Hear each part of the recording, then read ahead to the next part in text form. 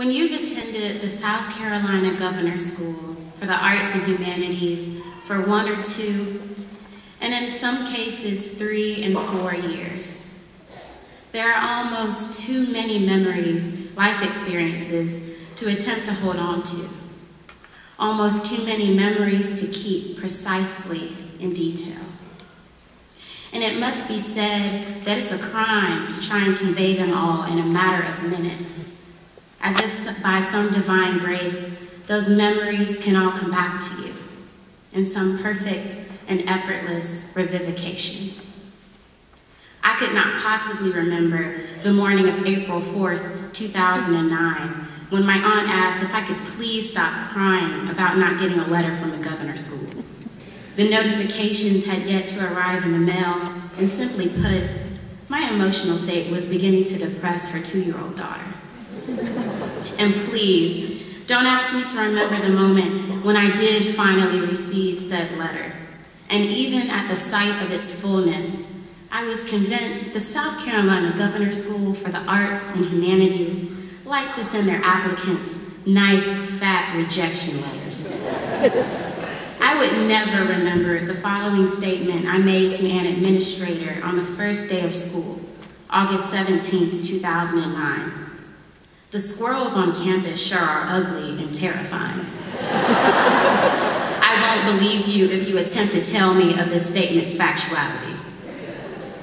And if I'm going to talk to you today about the South Carolina Governor's School for the Arts and Humanities and everything it's given to us, how this school has blessed our lives in such a short amount of time, how can I manage to recollect the 14th of December, when at 2 o'clock in the morning, that notorious chicken squawk fire alarm went off, sending everyone out into the cold in polka dot bathrobes and pajama shorts, fuzzy house shoes and bare feet, each person screaming an accusatory question, all with an echo of, "Didn't Jermaine Simpson graduate?"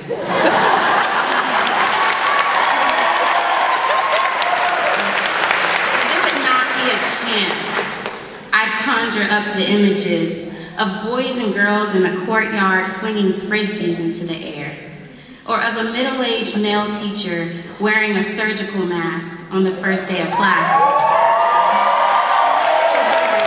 I'd never remember to tell you about the universal fear of the popcorn button on the residence hall microwaves, the community meeting performances, the attempts to rescue earthworms during rainstorms, that same possum, always, in the trash can next to the dining hall, or the sound of Mrs. Dolores' voice calling you sunshine. And yet, maybe this is everything you don't need to hear. I say that because somehow these memories have already been instilled in us. No matter how different we are, or how dissimilar our plans might be for the future, we've gotten exactly what the average high school graduate hasn't.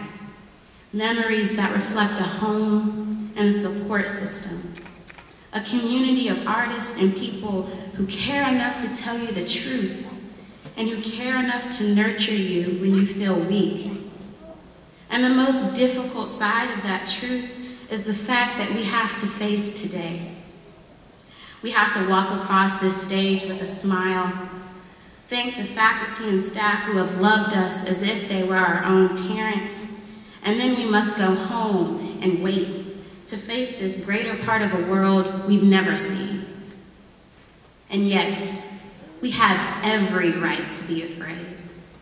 We have every right to want to scramble for each lost memory, to cherish those moments in the courtyard, in Smith Recital Hall or Sockis Theater, the last evening we spent in the library, or singing together in the dining hall, because during those moments, we weren't contemplating an end. No, because to us, this school was something a bit more perpetual than a forgotten memory.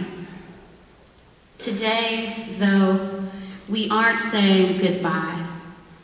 And I understand you've heard that again and again, but for now, just consider it once more.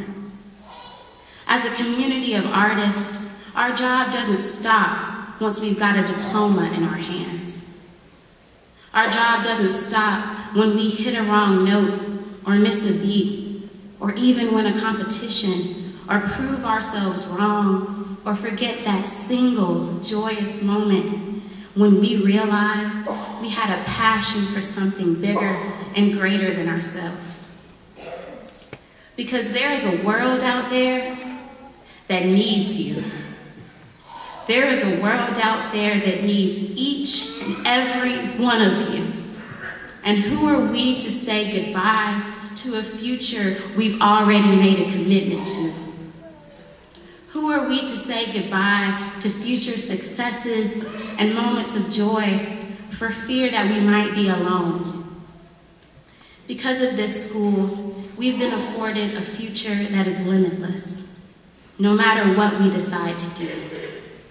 The paths we make on our journeys won't end here, because someday in the future, we'll meet again on the bookshelves of libraries, hanging on the walls of museums, even ringing in the ears of audience members at theaters across the world. So won't it be nice to know that we'll always have each other's support? Please understand that the answer to this question is yes, and always will be. Because you are legendary. We are legendary. And when we do meet again, we won't have to say goodbye, but we'll be able to say, hello, it's good to see you. What took so long? Thank you.